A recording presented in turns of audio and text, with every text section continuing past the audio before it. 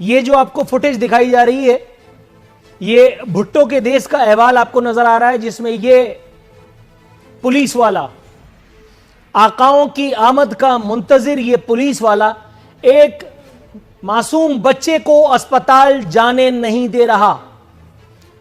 Set पे आके बैठा हूं तो मेरे हाथ में ये खबर थमाई गई है जो ये बता रही है कि सीएम सिंध की आमद पर पुलिस की जानिब से लॉकडाउन सख्त किया गया, यहां तक कि बीमार बच्चे और उसके इस वालिद को अस्पताल जाने की इजाजत भी नहीं दी गई।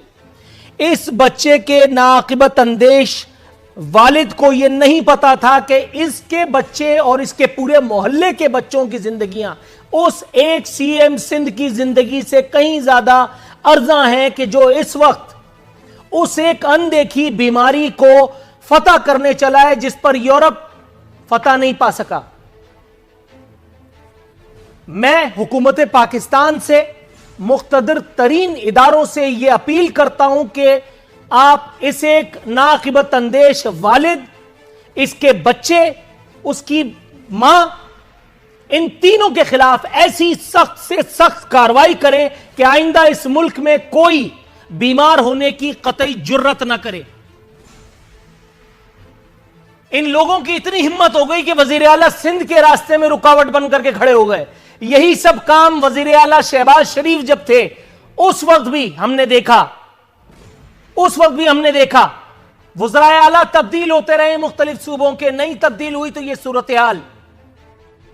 वजीराबाद का अहवाल आपको बताऊं, यह था भुट्टो के देश लाड़काना का अहवाल। वजीराबाद में पुलिस वाले इस हद तक संगदिली पर आमादा थे कि एक नौमौलूद बच्चे को, जिसे ऑक्सीजन की अशद जरूरत थी, डबल सवारी पे होने की वजह से उसके बाप को उतार लिया और उस बाप बीमार बच्चे को उसको लेकर के पुलिस मोबाइल में वो घुमाते रहे।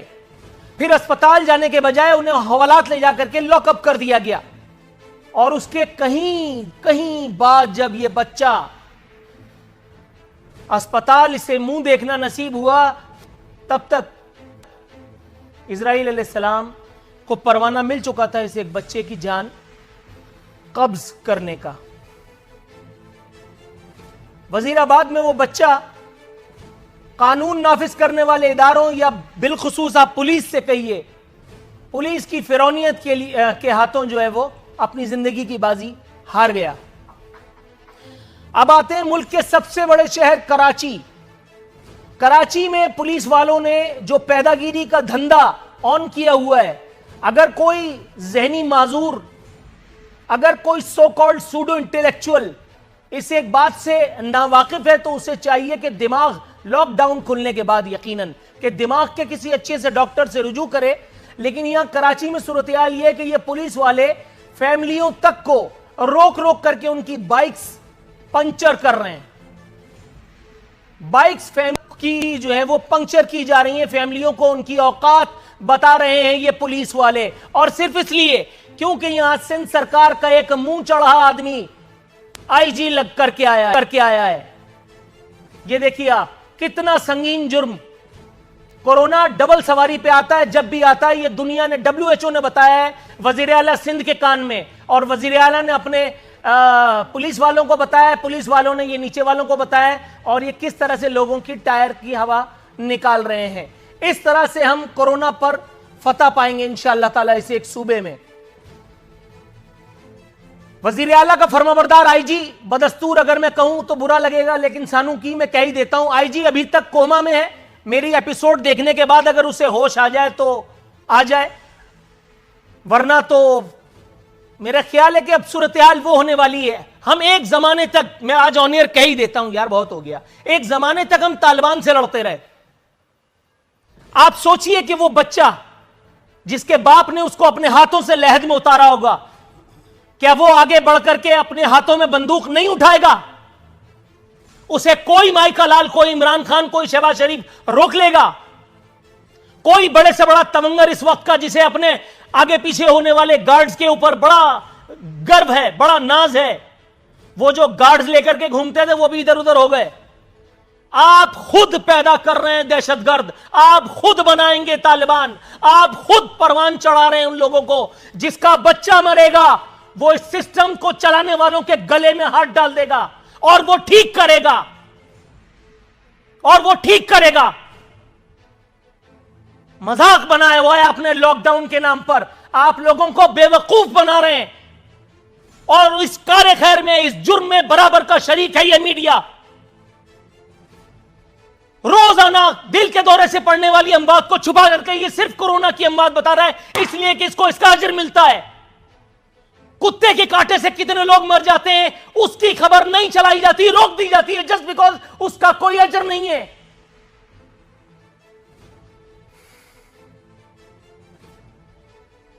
वजीर आजम ने आंसू बहाए हैं, लेकिन वजीर आजम और उनके आंसू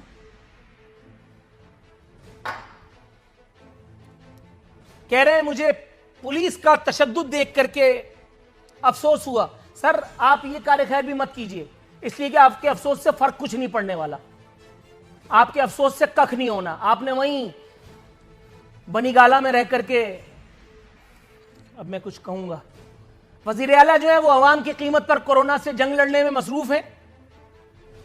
पता नहीं उनकी जंग लड़ते लड़ते यहां कितने लोग जो हैं वो अपनी जान से जाएंगे। एहतसाब की गाड़ी जो है वो, उसमें पेट्रोल खत्म हो गया, एहतसाब करने के दावे जो हैं वो जमीबोस हुए।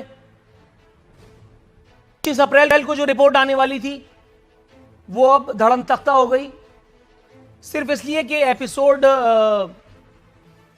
पूरी तरह से रोमांचक हो। 1 महीने का मजीद टाइम मांगा है, और 1 महीने के बाद उनको लगता है कि वो कुछ ऐसी बात बता देंगे जो हमें पहले से नहीं पता। दूसरी तरफ भुट्टो के देश में एक और मासूम की जान चली गई। लड़काना के 6 साला हसनैन के बाद अब 6 साला जहीर भी आवारा कुत्तों की नजर हो गया। यह है वो मासूम बच्चा जिसने अपनी जान को गंवा दिया। इसके मां बाप की, इसके लवायकीन की वो पछाड़े जरा भी आप टेलीविजन स्क्रीन पर मुलाहिजा कीजिए। और कल मेरे शो में अखूनजादा चट्टान साहब का वो जवाब अपने जहनों में लाइए, और फिर मैं देखता हूं आपका खून कैसे नहीं खौलता।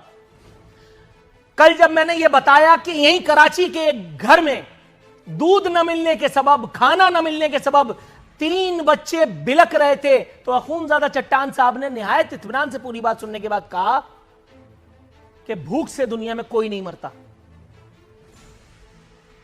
भूख से नहीं मरता, इसलिए उसे कुत्ते के कांटे से हम मरवा देंगे। कोरोना से हम तुम्हें बचाएंगे, कुत्ते के कांटे से तुम खुद बचो। अजरा पेचूहू साहिबा का वो बयान अपने जहन में लाइए, और फिर मैं देखता हूं कि आपका खून आपकी रगों से कैसे नहीं बाहर आ जाता। जिसमें उन्होंने कहा था कि अपने बच्चों को कुत्तों को पत्थर मारने से रोकें।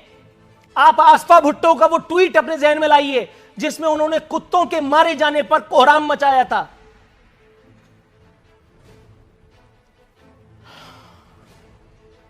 हमसे अच्छे इस देश के कुत्ते ठहरे।